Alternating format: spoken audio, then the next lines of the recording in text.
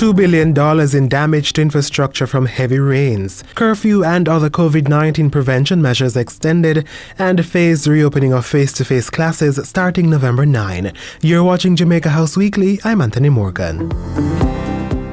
Last Tuesday, Prime Minister Andrew Holness updated the nation on the extent of damage caused by heavy rains associated with Tropical Storm Zeta. Addressing the House of Representatives, he revealed that a preliminary estimate by the National Works Agency (NWA) was pointing to approximately $2 billion, which would likely increase after a full assessment was completed.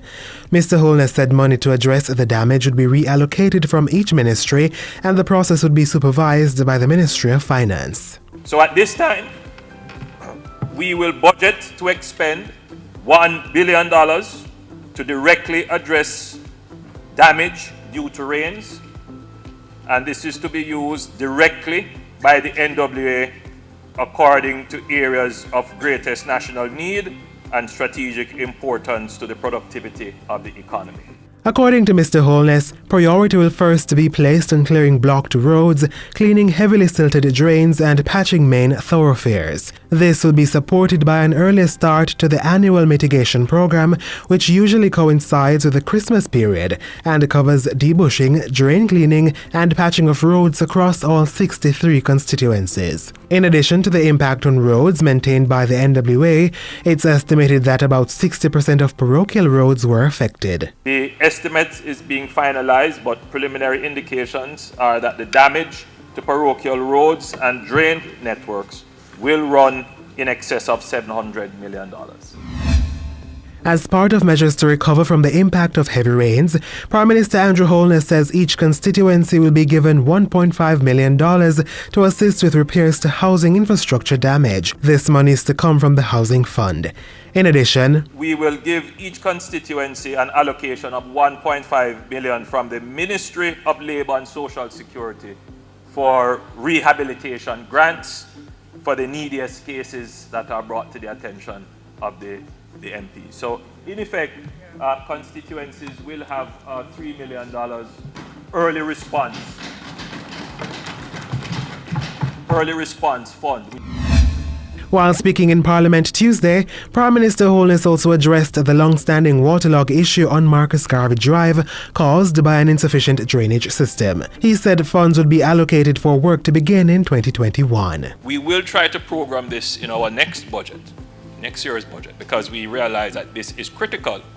And the flooding that you are seeing, it's not just impacting the Marcus Garvey Drive, but all the roads that lead onto it, which would include the Hagley Park Road and the roads leading onto that. Mr. Holness said a study done by SIA Engineering Company estimated the drainage project to cost $1.2 billion.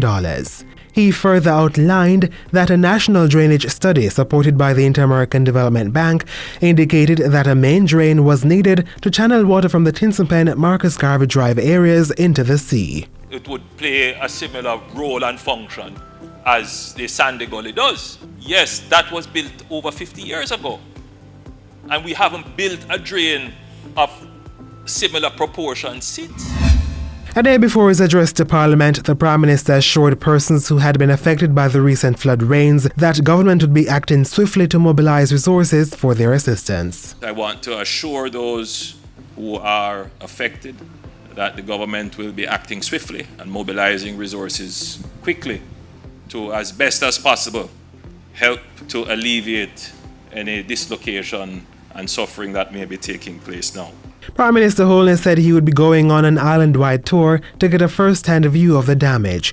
He also expressed condolence to the family of Romeo Leachman and his daughter Sanika, who perished when their house in Shooters Hill, St. Andrew collapsed due to land slippage associated with the heavy rains. The government is deeply saddened by this tragic event, and again we offer our condolences to the family and to the community. Mr. Holness was speaking at a service commemorating the 109th anniversary of the birth of Jamaica's second Prime Minister, Donald Sangster.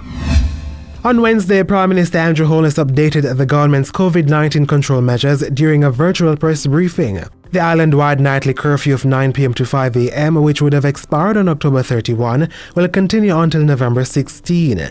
However, the special curfew order for Raytown in Kingston and Cornwall Court in St. James remains at 6 p.m. to 5 a.m. until November 6. The requirement for taxi operators to carry one less passenger than stipulated by their license will also remain in force until November 16. The stay-at-home order for persons 65 years and older will continue until November 30, along with a ban on funerals, parties, and other such events. Burials will continue to be allowed with a restriction of no more than 15 persons. The current protocols under the controlled re-entry program for both residents and visitors remain until November 16, 2020, while the requirements for pre-testing and quarantine remain the same.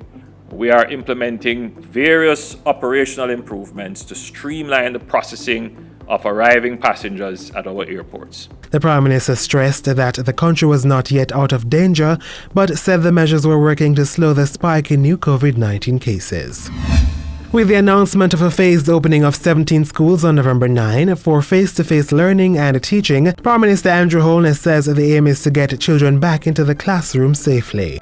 We have to therefore move very quickly to a solution where we can safely return children to the classroom. And it is not something that we are proposing to do overnight, but to do it in a strategic, well thought out way which protects both the teacher and the children and the parents, and at the same time prevent any exponential spike in our numbers. The pilot reopening will be from November 9 to 20 among 12 primary and 5 secondary schools across 9 parishes. They are located in Clarendon, Manchester, Portland, St. Anne, St. Elizabeth, St. James, Westmoreland, St. Thomas and Trelawney. Early in the week, as he commemorated the 109th anniversary of the birth of Sir Donald Sangster, Mr. Holness revealed that the family home of Jamaica's second Prime Minister would soon be restored as a National Heritage Site. The work will be done by the Ministry of Culture. This will be done under the Jamaica 60 Legacy projects. Jamaica 60 being just around the road.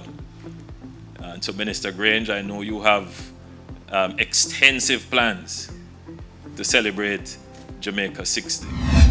Before closing out his week, Prime Minister Andrew Holness had a few courtesy calls.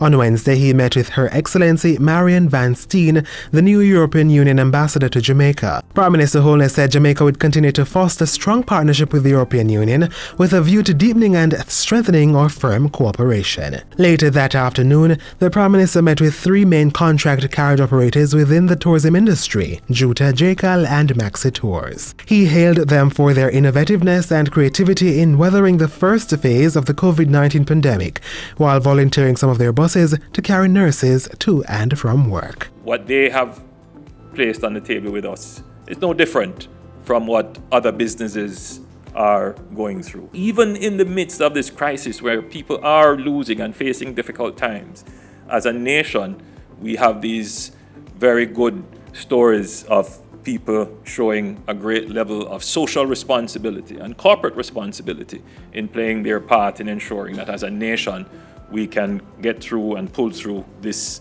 pandemic. And that's it for Jamaica House Weekly. Be sure to join us again next time for more of the news stories coming out of the office of the Prime Minister.